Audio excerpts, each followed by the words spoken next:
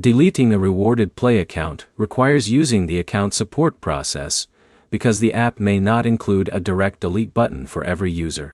By the end, you'll know how to request Rewarded Play account deletion and what to check before removing your account. Before deleting your account, review any remaining rewards or account activity. If your account has unused rewards, deleting it may remove access to your account information and progress. Open Rewarded Play and check your current account status before starting the deletion process. Next, look for account settings or help options inside the app. Some apps provide account management tools directly, while others require users to contact support for account removal. If you cannot find a deletion option, use the Rewarded Play support or help section. When contacting support, clearly request account deletion and include the account details needed to identify your profile. Avoid sharing unnecessary personal information and only provide details required for account verification. After submitting the request, check your email for any response from Rewarded Play support. Support teams may send confirmation steps before completing an account deletion request.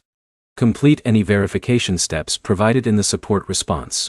If you change your mind after requesting deletion, contact support as soon as possible, because account removal requests may continue through the process.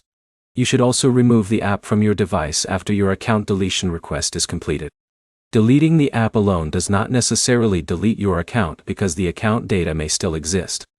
If you only want to stop using Rewarded Play temporarily, you may not need to delete your account.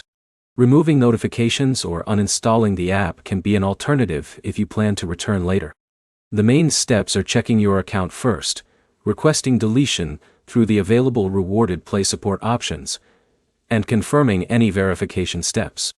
Open Rewarded Play and check the help section before taking action, because the available account options may depend on your app version and account status.